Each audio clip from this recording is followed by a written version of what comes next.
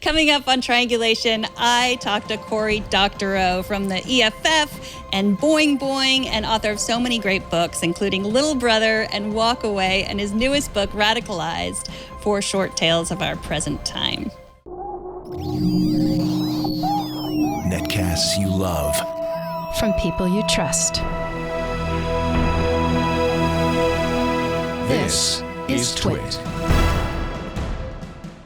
This is Triangulation, episode 396, recorded on March 25th, 2019, for May 3rd, 2019. Cory Doctorow, Radicalized.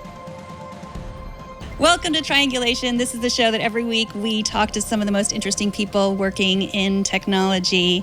And today I'm super excited because I have who I think is our... he wins the award of being on Triangulation the most times.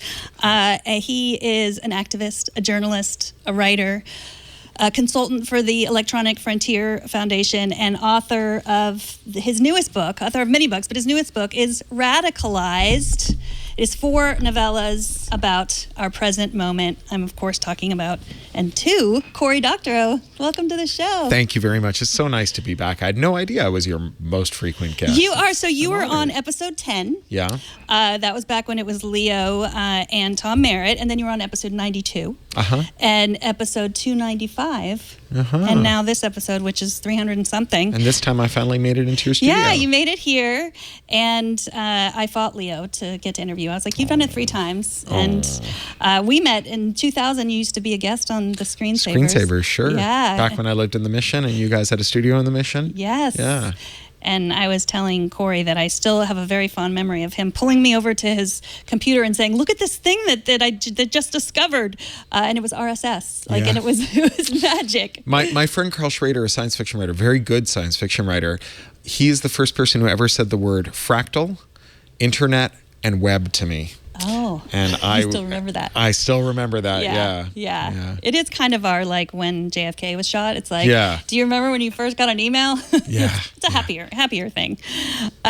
So I just, Leo got to most of the good stuff, like your family and, your background. And so I'm excited just to talk about this book because it is, you are a sci-fi writer, but in a lot of ways I see you as sort of a futurist as well. I look back to the episode that you recorded in 2013 with Leo, and you talk about Facebook.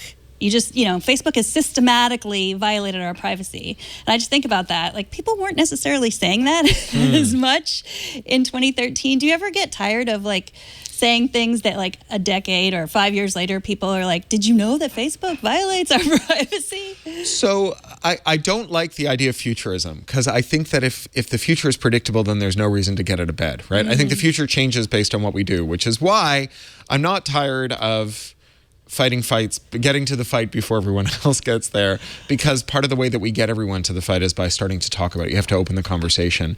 And I have a theory I call it the peak indifference theory, where if you have a real problem and that real problem has causes and effects that are really widely separated, it can be sometimes really hard to convince people that the problem even exists. Think about climate change, say. If the air around your car got warmer every time, a little exhaust came out of your tailpipe, we wouldn't have any arguments about climate change.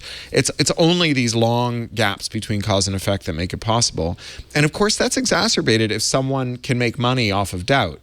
And so, the link between smoking and cancer, the link between Facebook privacy invasions and a degradation of our quality of life, those links aren't just hard to spot because of the gap between cause and effect, but also because someone is sowing doubt, right?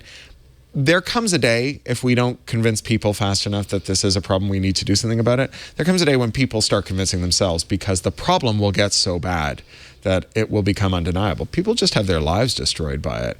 Whether that's getting cancer if you smoke long enough, or the floods coming to your town if climate change goes on long enough, or Facebook or one of the other companies having a horrible rupture and blowing up your democracy and ruining your life and doing all kinds of other terrible things. So at that point, the job changes, right? The job starts convincing people that there is a problem. The job changes to convincing people that it's not too late, right? Because denialism can then just become nihilism in a second. And, there's always this risk, right? If it takes me so long to convince you that we should care about rhino populations, that by the time you come around, there's only one rhino left, it's really powerfully tempting to figure out what it tastes like, Right. And so convincing people that there's time to act, that's the job I'm more interested in now, laying out what people can do next to try and to remediate these crises that we find ourselves in and avert the kind of ultimate crisis, the existential crisis. Well, do you think that technology sometimes helps that doubt, like helps us not care about it? Like I'm thinking in climate change, you hear people talking about like the singularity. Well, at least we have this singularity. We can do whatever we want to the environment because, our brains will be uploaded into the great computer in the sky. Yeah.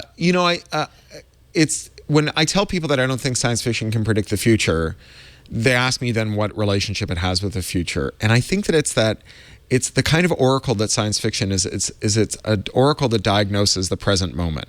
So whatever science fiction is popular in the present moment tells you a lot about our kind of underlying or subconscious yearnings and aspirations and fears about technology. So the singularity, it's a science fiction idea, right? It's a religious belief, right? A belief in transcendence.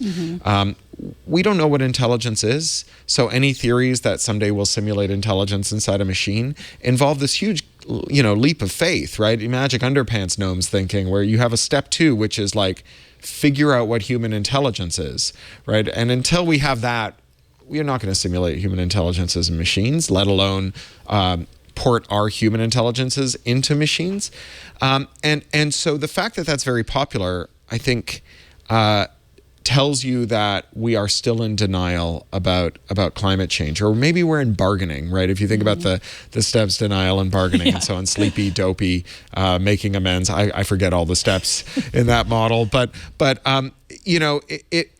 if we're like, well, okay, maybe climate change is coming, but we can just upload our brains into computers, then we're probably just bargaining at this point. Yeah.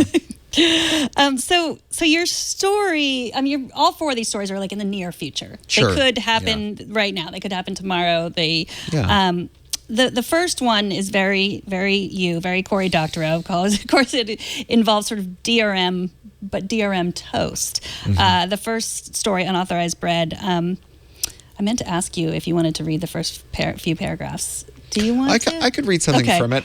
There's a bit that I like to read if it's okay. There's a bit, you can look Yeah, through I'll it. find you the passage. Okay. I started off on this tour because I'm in the middle of a book tour. I started off reading from a section in the story Radicalized about suicide bombers and dying kids, and it turned out not to be like a real the crowd. It was a riveter.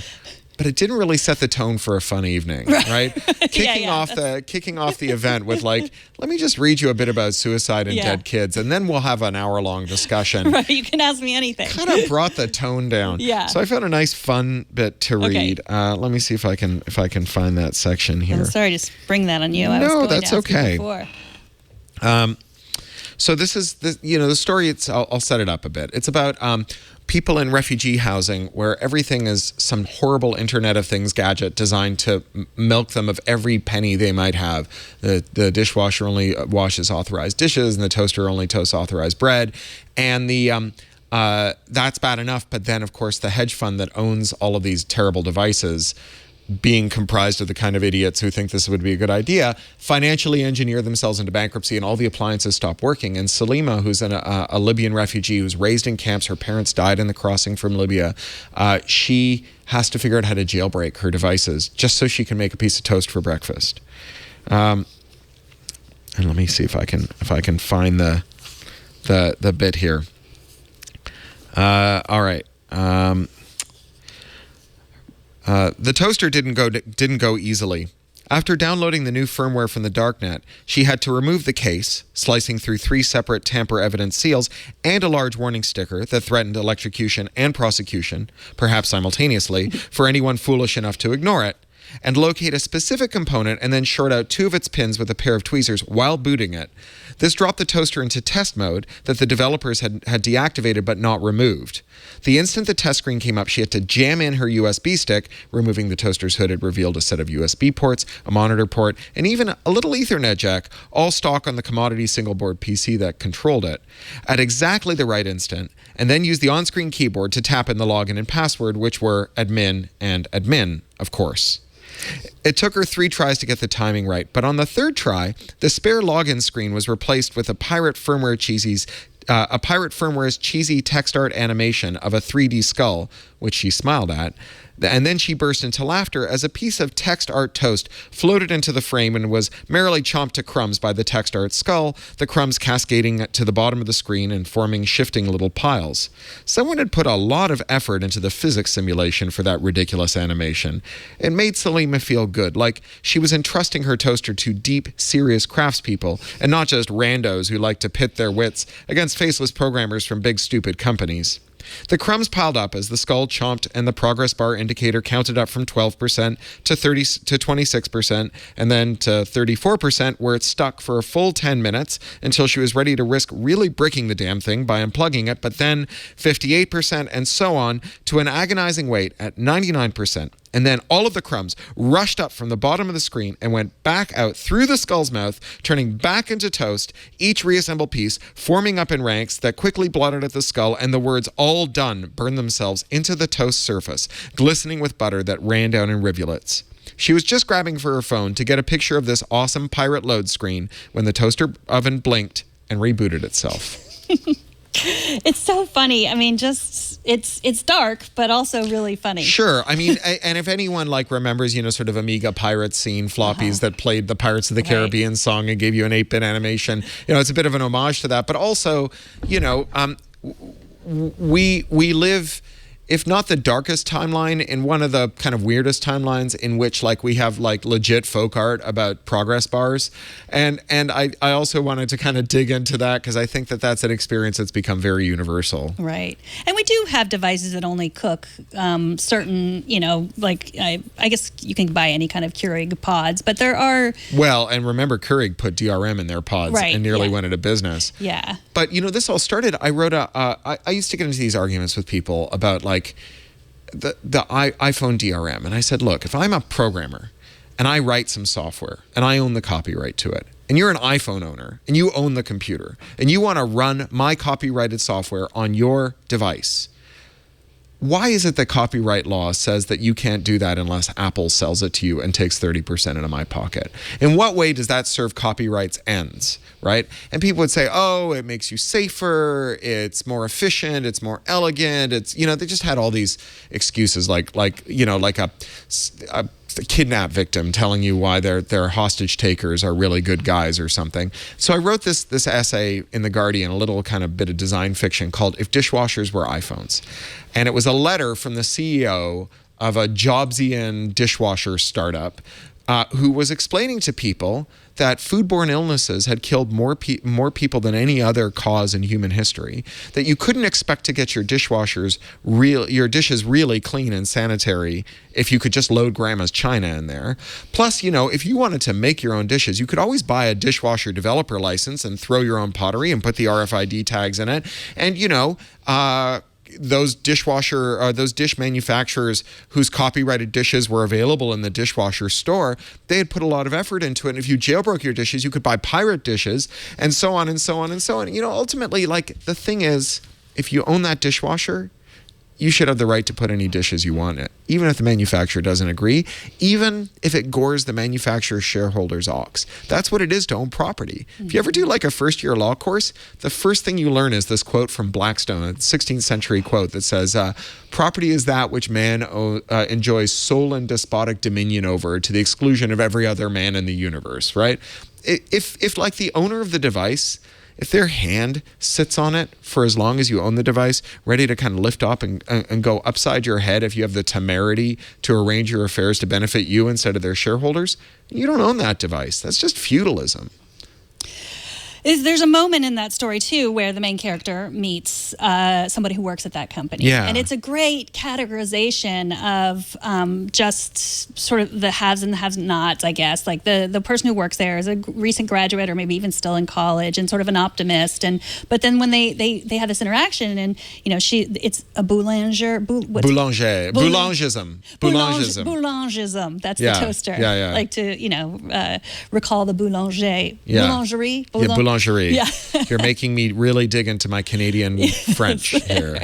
And she says, well, do you own one? And the woman who works at the company says, of course I don't. Why do you? Sure. And so the first day I worked for EFF, probably not long after we first met, we flew to LA for the first meeting of something called the Broadcast Protection Discussion Group that was cooking up this thing called the Broadcast Flag, which thankfully we sued the FCC over and knocked down after it was passed.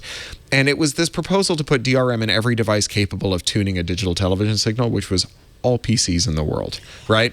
And it had this exemption in it for professional equipment.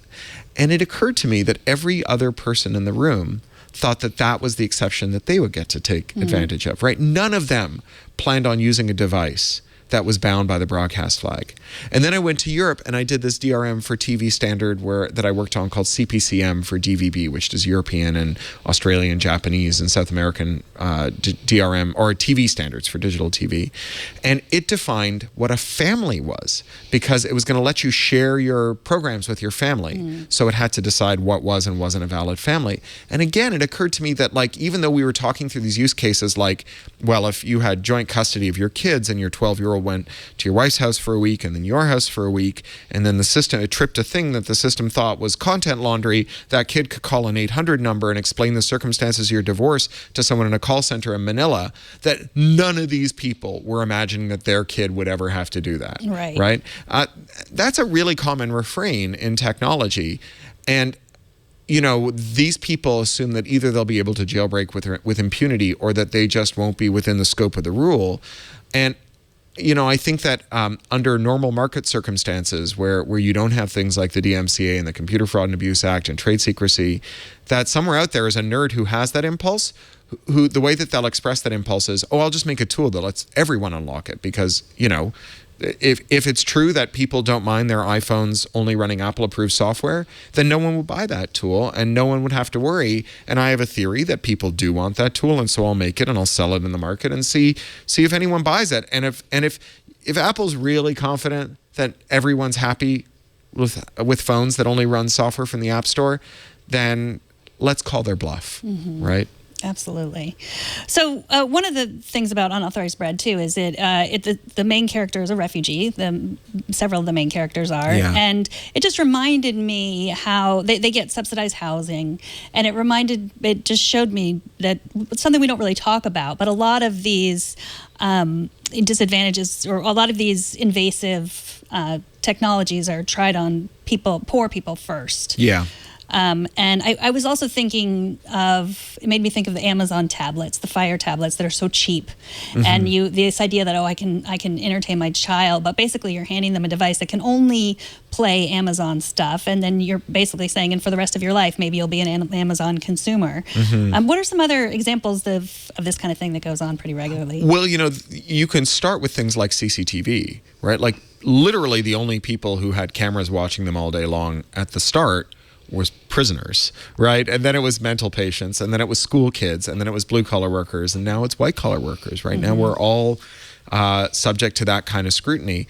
Censoring firewalls, we started off just throwing them at schools as a result of the Communications Decency Act, and then they spread to corporate America, and then also to offshore dictatorships, and often it's the same companies supplying all of them. These companies like divisions of Intel that on the one hand service Bahrain and help censor material that insults the king, and then they take that same tool and they use it to censor your kid's school, and then they take that same tool and they vend it into an airport and then also into a workplace, and it follows this bad technology gradient from the meekest among us all the way up to those with the most agency. Or even things like remote camera activation by third parties, by network administrators or authority figures, that was originally a feature of things like prisons, right, where you'd have computer labs, but you could have spyware on the device that allowed the lab to be administered by someone who could check for compliance. And then it went into call centers, and then famously the Lower Merion School District, the wealthiest school district in America, gave every one of its kids laptops with secret remote camera activation features that the principal of the school used to take 6,000 photos of a kid that he suspected of selling drugs, and asleep and awake and around their parents and so on. And eventually, it got caught. He got caught because he called the kid in for a meeting and said, I have a photo of you taking drugs. And it was a photo of this kid in his bedroom the night before. And he was like, that's a Mike and Ike's candy. I eat them all the time. How did you get this picture of me? But, now you have rent-to-own laptop companies that do this in the name of theft recovery. And a bunch of those settle with the FTC for secretly recording their customers having sex, and for plundering their hard drives for fun music, and for taking videos of them while they were walking around naked in their house, or their kids while they were walking around naked in their house. And the FTC settlement had no penalties, just a covenant not to do it anymore. Or if they did, they would have to put it in their terms and conditions and prominently display it. And now, of course, you have a whole range of technologies that enact surveillance of you all the time, whether that's the camera in your living room that is not end-to-end encrypted to the app that allows you to monitor it. So like Canary has these drop cams that send data encrypted to their data center, but then it's in the clear in their data center, so they can do machine learning to filter out, cats tripping the motion sensor. But it also means that anyone who betrays Canary or compromises Canary, or an employee who turns out to be not entirely trustworthy, has access to the video of all of their customers. You see this with Ring doorbells.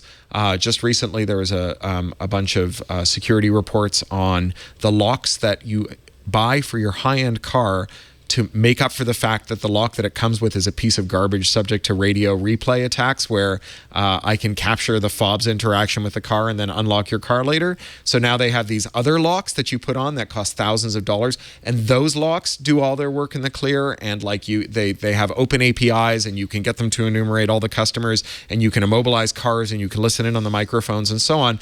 This started, with prisoners, and now it's in the lives of people who own Maseratis. I think a Maserati is a high-end car. I'm not a car guy. Well, I don't know. I think it still assume. is. I think it still is. A Ferrari. Yeah. Yes, Yeah. Ferrari. And then just the fact that privacy is expensive. And it really is dividing. I mean, there are certain, whenever anyone talks about, there was Kashmir Hill, did the whole, I don't know if you read the life without the platforms. And that one laptop, she bought a laptop that was completely, private. I can't remember the company, but I mean, it was thousands. System 76 or Purism. Purism. Yeah, I like Purism. They make not completely uncompensated plug. Purism makes really damn good hardware, but expensive. Yeah. Relative to things like ThinkPads. Yeah, for not sure. relative to a They're doing. MacBook. It's just because they're doing small runs. Right. Yeah, but yeah, they're. I like. They have a very high quality product as well. But I wish it were available to more people. But it makes sense. You're right. It's a small run, and if we put, if more people bought it, then So. I agree. But the other thing about privacy being expensive is that the stuff that you start off with that doesn't surveil you, over time they add surveillance to it, right? Like even the premium products end up being surveillant. Yeah. There's this old line that even if you're not the product, if you're not paying for the product, you're the product. But John Deere tractors, they lock farmers out of the telemetry that they generate by driving their tractors around their own fields, right? These centimeter accurate soil surveys that collect humidity and density information, which the farmers can't access unless they buy an app that comes with seed from Monsanto, which is now Bayer. But that data is exfiltrated by Monsanto and sold into the futures market to give insight into regional crop yields. Well, a Monsanto or a John Deere tractor is like a $200,000 to $600,000 investment, right? If you're paying for the product, you're that product. Right. And it's true that if you buy a Google phone, they spy on you so they can make money. If you buy an Apple phone, they don't spy on you so they can make money. But they do like spend millions sabotaging right to repair laws all around the country so that they can decide who can fix your device and stop you from getting it fixed when they've decided that it's at the end of life, which, not coincidentally, last year they warned investors that the biggest problem for their earnings was that people weren't disposing of their iPhones, and instead they were keeping them around and opting to get them fixed. Right. Yeah, so that's what one thing in the story, it's sort of a mixture of right to repair and DRM. Like she repairs her toaster. Of course, she doesn't talk about this too much. Right. It's just like a refugee who just learns this stuff on the dark web and says, "Oh, I can do this. Yeah. Why not?" And I noticed that I couldn't help but notice there are only women in this story. There's a boy. There's a couple of dudes. There's There's an old Serbian refugee. Okay, yes, the guy who serves him coffee. But it's there's mostly a couple of like bros. was that on purpose to make the heroes the heroines? I guess. I mean, I think that there's this old saw that we have where like we say, "Oh, this technology needs to be easy enough for my mom to use," right? The thing is that like if technology is not designed for you, if you're not in the room and no one's thinking of you when they make the technology, in order to use the technology, you really have to understand it and kind of bend it to your will, use it in ways that weren't intended. So you have to really master it. Whereas like if you have the power to shout at people who made technology that doesn't work for you and force them to refactor it, then you find it really easy to use technology. They spend a lot of time thinking about how to make sure you don't shout at them. So I like to say technology is so easy your boss can use it, right? Because your boss is the guy who gets to call up, speaking as a former network administrator, right? He gets to call up the ops room and say like, "I don't care about your security, Poindexter. I need to make a presentation in an hour, and as soon as this kid in the Comfort Inn is done with the computer in the lobby, I want to be able to get into the VPN with it." And you can explain to him that that's like borrowing a toothbrush that everyone else in the hotel has used all you want, but he can fire you if you don't let him VPN from that computer. Whereas like moms, nobody listens to moms. Moms have to figure it out, and I think that. Historically, women have been at the forefront of computing. Women invented computer programming. Among the first and most prolific computer programmers were women. Women are among the most, revered mathematicians. My dad's a mathematician, so I grew up on the history of our most esteemed mathematicians and so on. And so, having women do this, I think, made a lot of sense. I mean, getting your computer to work is a very domestic activity. Yeah, it's sort of a necessity. Necessity is the mother of invention kind of thing. Yeah, because when you think of, I guess Apple has probably made us think of jailbreakers as the 13-year-old in his basement who wants to just play a game he couldn't play, wants to, play a game he doesn't want to pay for. Right. When that's not it's people making sure that their battery continues to work so they don't have to buy another phone. Yeah, or people figuring out how to get around a restriction that's been put in place that doesn't serve them and serves someone else.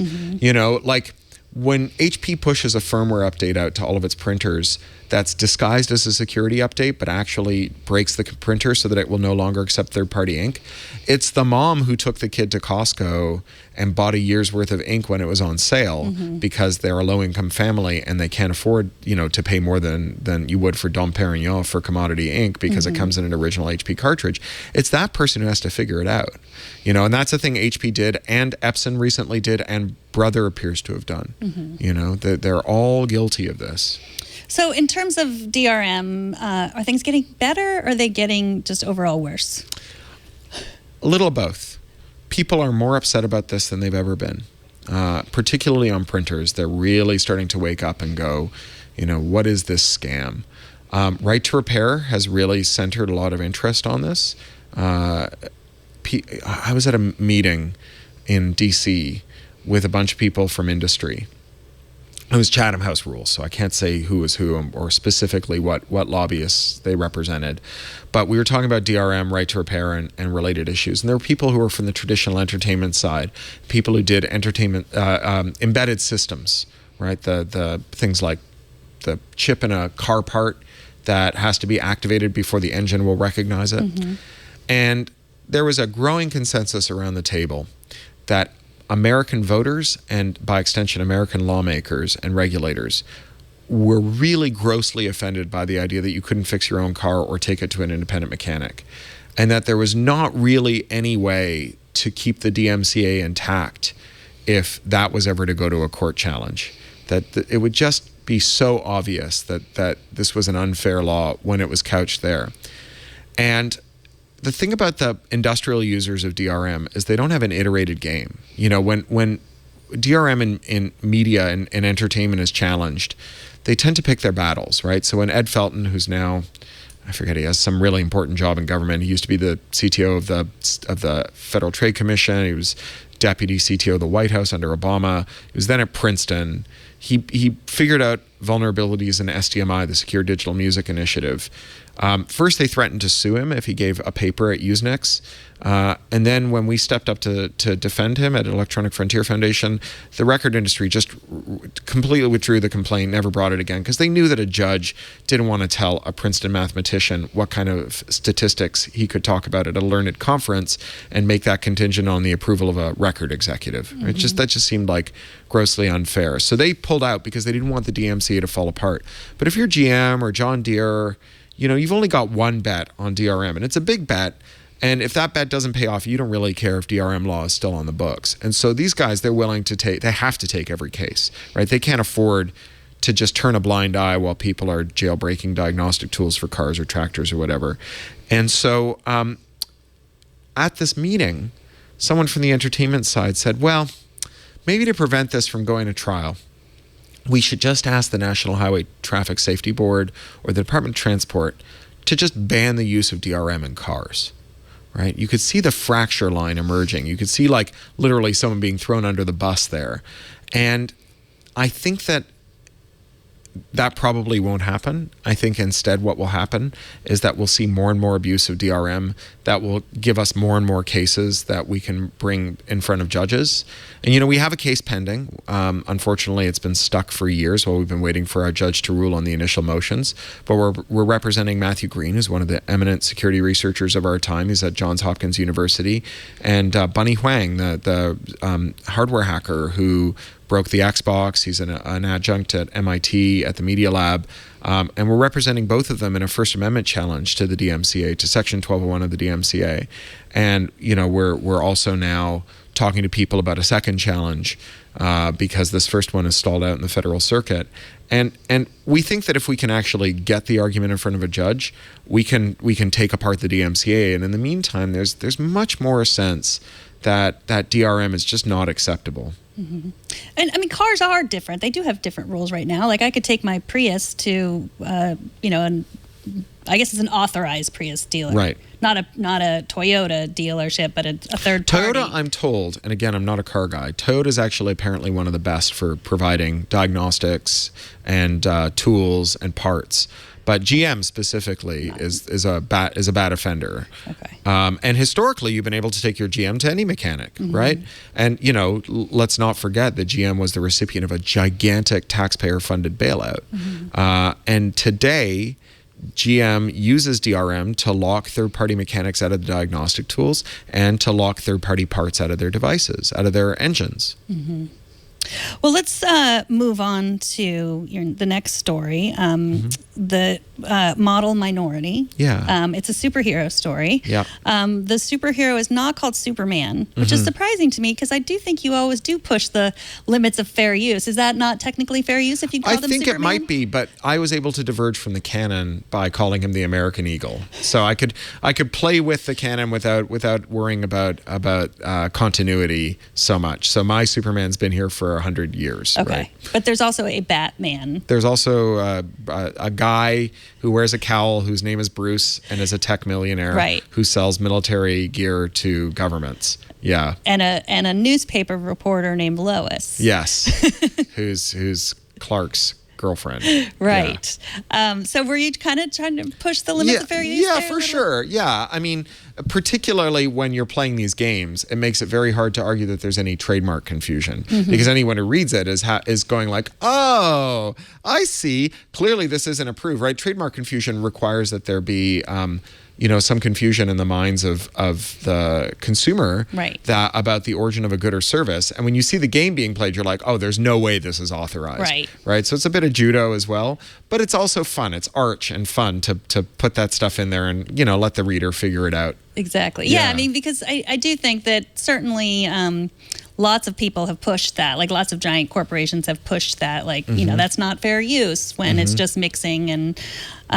And so as an author, do you find, when another interview you did, Leo, you said you never wanted, as publishing books, you never wanted someone to use part of your book and then for the publisher to go after them. Yeah. Right? Can you talk a little bit about that? Yeah.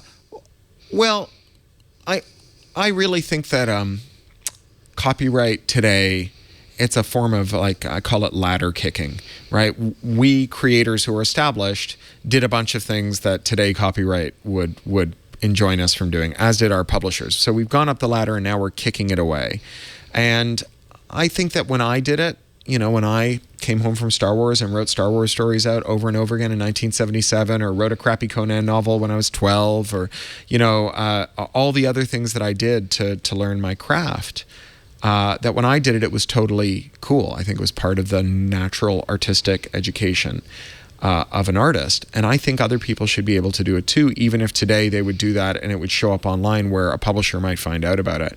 And Macmillan, my publisher, they're very sane about this stuff. And, they defended a Harry Potter dictionary that ultimately the courts said they couldn't do. And they've been really good on this stuff historically. And I'm glad about that. I feel like they've got my back on it.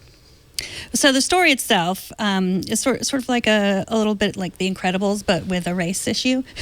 I guess, yeah. I just watched Incredibles 2 last night. So little less Ayn Rand subtext than The Incredibles, maybe. Yes. Yeah. Tell us a little bit about what inspired you to write Model Minority. Well, I mean, the most proximate inspiration was reading Matt Taibbi's book about the killing of Eric Garner by this NYPD goon squad. The book's called I Can't Breathe. And the cops who killed Eric Garner, they had been savagely beating black people for a very long time. They were well known. They wore these T-shirts that had a quote from Hemingway that talked about how glorious it was to hunt humans. And it was like super ha-ha, only serious. They were racking up these huge civil rights settlements with their victims. And I had a reaction that I think a lot of us have when we read these stories. We think, like, why didn't someone just step in and stop them, right? Why couldn't some individual stop this systemic problem? And the answer is right there in the framing, because it's a systemic problem.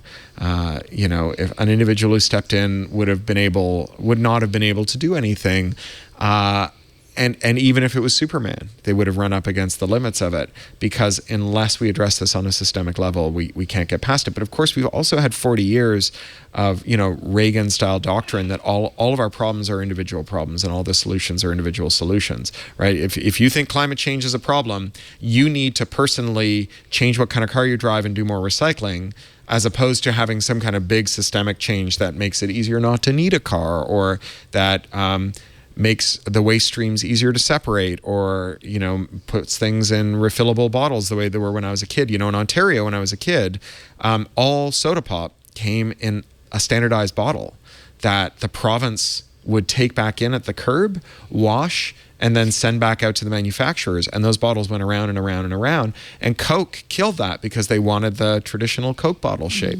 right? So, we think of these things as all having individual solutions and individual sources, origins in the problem. And Superman's dealing with this systemic problem and realizing that he's part of it, right? Realizing that even as he was fighting for truth, justice, and the American way, he was also ignoring the lynching of Emmett Till.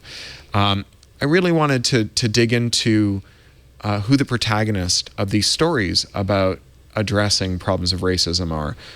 It's not the white person who wakes up one day and decides enough is enough, they're going to be an ally. That's a thing Superman discovers pretty early on in this story, that the actual story is the story of the black person who he thinks he's rescued, but in fact who he's put into even more harm's way as a result of his actions. And the only question Superman needs to answer ultimately is what took him so long. Yeah, I mean, it really resonates with that idea, the pushback of like the Oscars, like Green Book and all these stories where, I mean, that wasn't necessarily a savior story, but you think about the white savior. And it really is like this black guy who's just been beat is like, I do not want your help. Like, you're going to make it worse. Yeah. And he does. Yeah. And the thing that he also comes to realize is that his dear pal Bruce Wayne is the one who's been selling the city of New York its predictive policing tools that are the reason that there's so much racist over policing. It's actually a really good example of that from here locally in the Bay Area. There's a company called Predpol, started by a Berkeley professor. It's the leading vendor of predictive policing tools in America. And in San Francisco, there's a group called the Human Rights Data Analysis Group, founded by Patrick Ball. Mostly what they do is very rigorous statistical extrapolations of the full scope of war crimes by doing rigorous random sampling and then figuring what crimes weren't detected. They found mass graves in Mexico, and they documented the genocidal attacks on Yazidi, and were involved in the Truth and Reconciliation in East Timor and South Africa and in the former Yugoslavia and so on. And that team decided to evaluate Predpol's rigor, because the theory that critics of Predpol have is they sell into cities that are worried about racist over policing, biased policing. And they say, okay, well, we're going to use an algorithm to figure out where the police should go and look for crime. We're going to train that algorithm with our arrest data. Well, if you start from the premise that you have racist over policing, then you'll have racist arrest data too. And that what this does is provide a form of like empirical face wash for biased practices. And so they said, all right, let's take the drug arrest data from Oakland and ask Predpol's algorithm where the drug crimes will be next year. And if you look at that slide, you see this like red dot in the middle of the blackest part of the blackest neighborhood in Oakland, right? And then they went to the National Institutes of Health, who do an annual survey of drug use that reveals where the actual drug use was in Oakland. And the whole city is kind of pink, right? Because people use drugs at about the same rate, but black people get arrested for it more often than white people. And you can see in these two slides, which, tomorrow morning I'm going to be at a juvenile offender facility in just outside of Portland, and I'm going to be presenting to the kids, and I'm going to present this slide. You see in these two slides how machine learning can supercharge racism and make it unassailable. Because, back when we called machine learning just statistics, we knew how to critique it. We'd say, like, what's your sampling methodology, right? How rigorous are you being in your statistical methodologies? Are you p-hacking and so on? But today, because we call it machine learning and big data and data science and artificial intelligence, it's shrouded in mystery. And we say, well, the conclusions of the algorithm cannot be interrogated. They merely have to be obeyed, And you can see in this slide just how quickly that gets really dark and dystopic. So in this case, this example, then the algorithm is the superhero that's making things worse. Well, no, it's the software that Batman's selling to the city that sent those cops to that neighborhood that had them open that black guy's door and drag him out of his car and start beating the crap out of him. Right. But then in the world we're living in, everyone who gets up and says, we're going to solve the racism in policing through this algorithm. Yeah. We're going to solve it with this algorithm because computers don't lie. It's just math, and it's going to not have our bias in it. Yeah, and you see that also in algorithmic sentencing tools, algorithmic parole recommendation tools, algorithmic loan tools. There are so many ways in which these things ripple out. Particularly algorithmic tools for identifying kids at high risk who need intervention by Child and Protective Services. And there are ways, it's interesting. There are ways in which these tools actually hurt some of the most privileged among us, particularly in cases of domestic violence, because the way that domestic violence is most frequently detected by the police is a neighbor who hears it through a wall phones it in. And if you live in a detached house, you have a much lower likelihood of getting police intervention if you are the victim of domestic violence. And yet, domestic violence occurs at an even rate across all demographics. And so again, if we just called this statistics, we could just look at sampling methodologies and what they weren't capturing. But because we call it machine learning, there's a kind of priesthood who insists that it's all shrouded in mystery and can't really be interrogated. It does seem like that is changing, I hope. I mean, people are understanding it. Maybe. I mean, I hope so. I hope we're having a much more critical discussion now. Right. You know, between Human Rights Data Analysis Group, the AI Now Institute in New York, and other organizations, we're getting a much better critical discourse on this stuff. And Oakland passed the first of its kind legislation in America that requires the police to consult with the public and accept notice before they buy in these policing and surveillance tools. And, you know, that particularly makes it harder for companies to sell to cities under non-disclosure and non-disparagement clauses. So, you know, the biggest vendor of automatic license plate recognition tools, Vigilant, binds all the cities they sell into to non-disparagement clauses. So if you find that your Vigilant license plate camera is like leaking data or sending the cops to the wrong house or doing other things that would make them not fit for purpose, you're not allowed to complain in public without Vigilant's permission, right? So as a municipal taxpayer, you're paying for your city to buy these so-called solutions, but they're not allowed to know if it works before they buy it, and they're not allowed to tell anyone else if it doesn't work after they've bought it. What would happen if you complained about it? You'd be subject to legal retaliation, right? You'd have violated your contract. Wow. So let's move on to the next story. Sure. Radicalized. Tell us what inspired you to write this one. Yeah, so it's a story in which, against all odds, furious, entitled, heartbroken white dudes, instead of killing their ex-partners or brown people going to mosques, start killing healthcare executives whose callous decisions have doomed the people they love best to die slow and painful deaths by ruling out the courses of care that have been recommended from being included by insurance. This is obviously a pretty common occurrence in this country. And, you know, there are lots of reasons to write that story. One, though, was about our narrative about radicalization itself.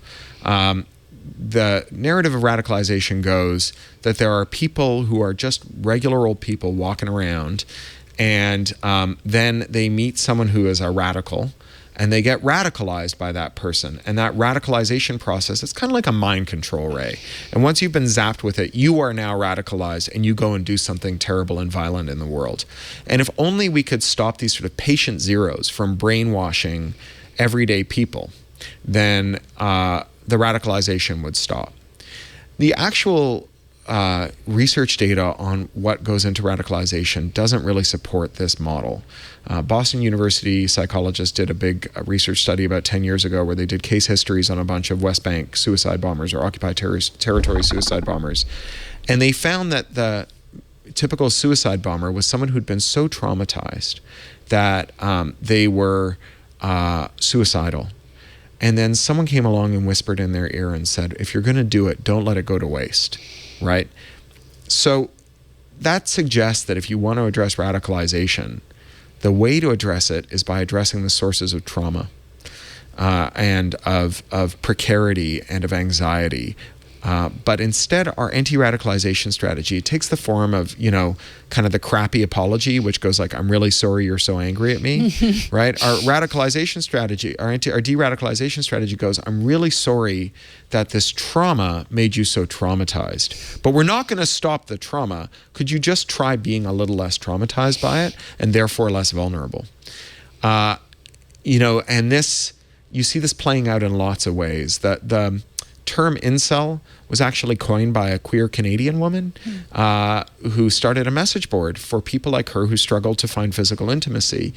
And what she realized after some time on this message board was that while on a normal support message board, the people who hung around the longest would be the people who'd solved their problems and who were there to kind of reassure people, oh, you know, you went off the wagon, but you can get back on again. Let me tell you when it happened to me, and I'm sober now.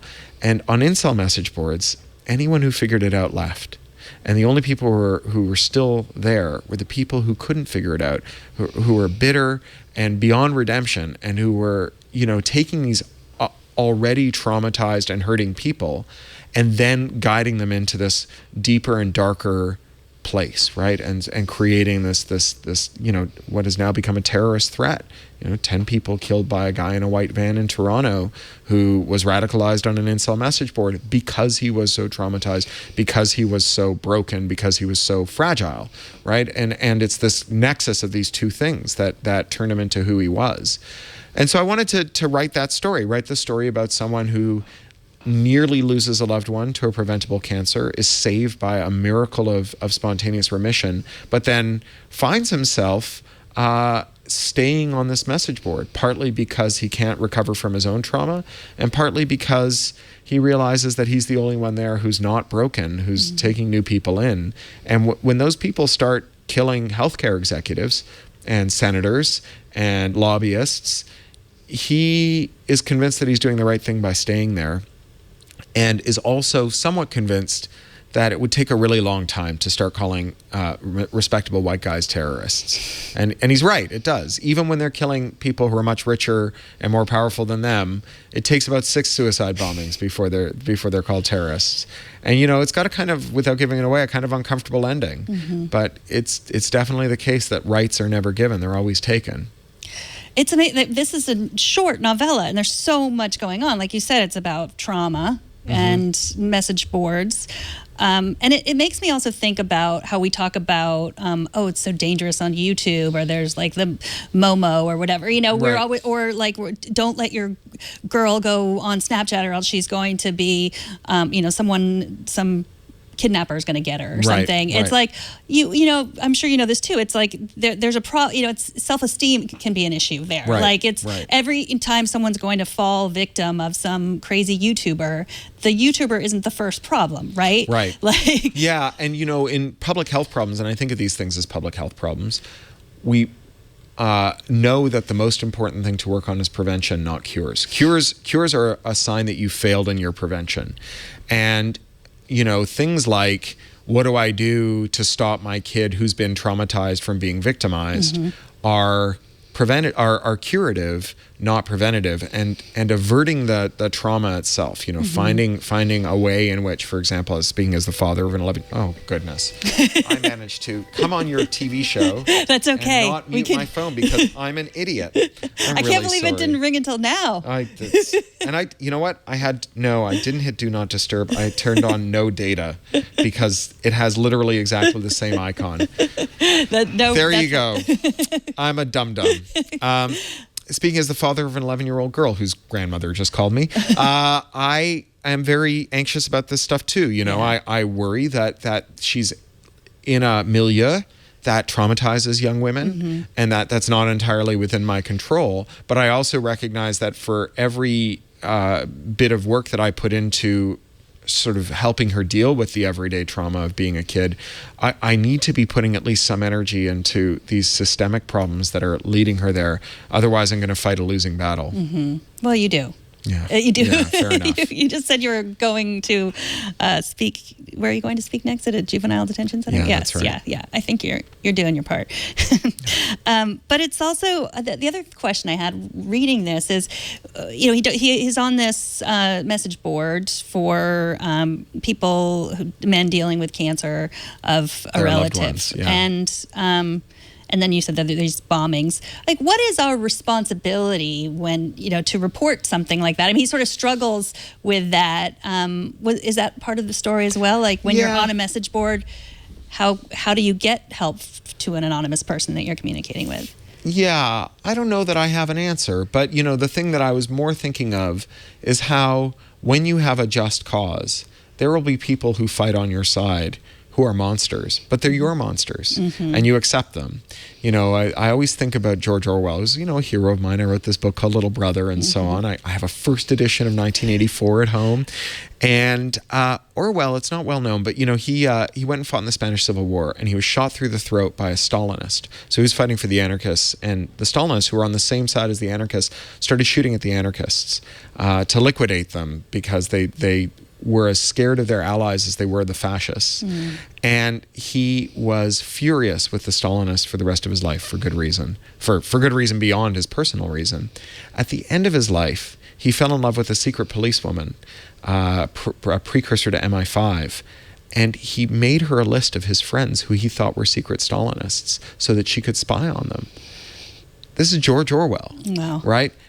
When we come to grips with the monsters who were our monsters after the fight is done, we sometimes come to a very uncomfortable space, and figuring out whether or not we're going to embrace those people or repudiate them, it's really tough. I think it's a thing that a lot of people in the age of Me Too are really struggling with. People who they idolized or lionized, who turn out to have been monsters in their own way, and they have to figure out where do they sit now in this new history of the causes they believed in. Mm-hmm. Yeah, especially considering how much has changed, and what standards were then and now, and where do you yeah, it was a really good question. Okay, so the last story, The Mask of the Red Death. Yeah.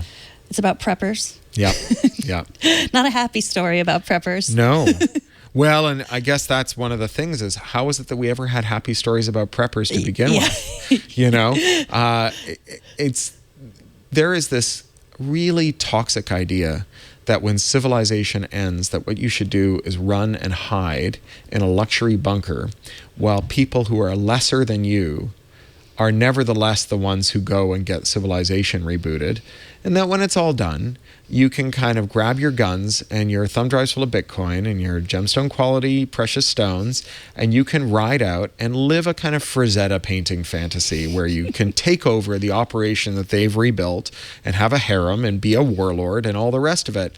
The reality is that any disaster that starts with the death of billions of people, if it doesn't also include a massive cleanup effort and sanitation and lots of other things, will end with the death of all the people who survived from the communicable diseases that grow on giant mountains of corpses, right? And it doesn't matter really how many guns you have. You just can't shoot germs.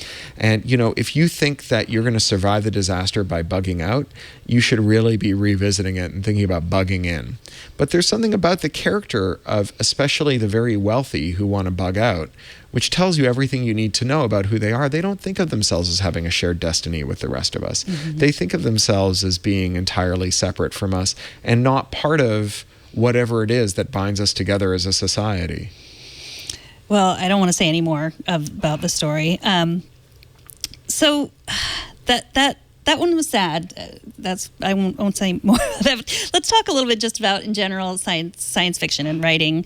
How hard is it to write when things are moving so fast? And is there a way in which, like, some of these things could occur, but in the very near future? How do you go about writing in that way? Yeah, I think if you want to future-proof a science fiction story, one really good way to do it is to assume that computer science is going to remain relatively stable. Computer science has been stable for 50 years. We make some improvements at the margins, but most of our improvements are in computer engineering, right? Computer science, Turing completeness, von Neumann machines, and so on. That's pretty stable. And so, there have been a bunch of computer science questions that we've had for a long time, like, can we make a computer that runs all the programs except for the one that makes Hollywood angry or a cop angry? We don't know how to make that computer. We probably never will, right? Can we make crypto that works except when the police need it to fail, but will work well enough to protect firmware updates for your pacemaker? No, right? We either make crypto that works as well as we know how to make it work, or it will have vulnerabilities that'll be exploited by bad guys as well as good guys. And yet, our lawmakers continue to fail to come to grips with this spectacularly. The former Prime Minister of Australia was Prime Minister for about 15 minutes. They get a new Prime Minister every 6 months or so because their democracy is in even worse shape than ours. Take comfort. The former PM of Australia, Malcolm Turnbull, when he was pushing for legislation that ultimately passed to ban working crypto in Australia, was told that the laws of mathematics mean that you cannot make crypto that works to protect the secrets that good guys need to protect, but doesn't work to protect the secrets bad guys want to protect. And he said, the laws of mathematics are very commendable, I'm sure, but I assure you that in Australia, the laws of Australia are the laws of Australia. It's the stupidest thing anyone has ever said, right? Imagine if he was referring to why pi can't be made equal to 3 with the stroke of a pen. It'd be immediately obvious that this is going to get him into trouble the first time he tries to put a wheel on the presidential car, right? Prime ministerial car. And so if you assume that computers will become more important day to day, that the theoretical underpinnings of computers will remain relatively stable, and that lawmakers will continue to make rules about these increasingly important computers that are not in accord with the underlying principle, then you can make fiction that will serve as a parable for understanding all manner of increasingly horrific and terrible policy ruptures that we will have in our future to come. And so that's my secret sauce. That's why Little Brother, a novel that's 12 or 13 years old now from when I first started writing it, remains extremely relevant and, taught in the Cyber Institute at West Point, and, the Uber security and privacy group just had it as their book club book, and Ed Snowden took a copy of the sequel with him when he went on the run. The reason that book remains relevant is because those are my bedrock principles for plotting, and sadly, they remain good principles for future-proofing fiction. And if they stop being good principles for future-proofing fiction, it will be a small price to pay for living in a much better policy world. It'll be because in some small way that fiction will have done its job. Mm-hmm. And what are you allowed to talk about that's coming out that you're working on? I think everything. So Unauthorized Bread has been sold to Topic, which is the TV arm of The Intercept. It's being adapted for TV. The audiobook for Radicalized is out now. It's a deal with Macmillan and Google Play, and Google Play has now launched a DRM-free Audible alternative, and you can get it there. And Will Wheaton reads one of the stories on it. First Second, which is part of Macmillan, is doing a kids book of mine next year called Posey the Monster Slayer. I have a new essay collection coming out probably in 2021 called Control. The other two were called Context and Content. And I've just turned in the third Little Brother book. The working title was Crypto Wars. My editor hates that title. He says it's a nonfiction title. So I have a bunch of other titles I'm thinking of. One is Zero Day. One is Attack Surface. One is Hopeful Monster. I don't know if any of those will end up flying. Okay. But that will be out soon. And this is soon. It's been accepted but not contracted, so we don't have a publication date yet. Do you think Snowden will come back for the third version? Well, maybe he'll do another tour event with me. He did one for Walkaway. He came in by video screen at the New York Public Library. It was amazing. It was one of the best nights of my life. Wow. I remember that. Well, thank you, Cory Doctorow, for joining us. Cory's newest book, Radicalized, it's 4 tales of our present. Highly recommend it. You can get it wherever books are sold. And you can, is Craphound still your website? Yeah, craphound.com/shop. You can get it DRM free there. I'm a retailer for my publisher. So you can, if you want to have me keep the 25% that Jeff Bezos would normally take, you can buy the ebooks there and sideload them into your device of choice. Awesome. Thank you so much. And of course, he's Doctorow on Twitter. Yeah. Thanks for talking to me. That's great. Thank you. My pleasure. And thank you for joining us on Triangulation. We record Triangulation every week. You can get it any podcast catcher you have, and subscribe so that it comes right to you. And we will see you next week. Thanks so much for joining us.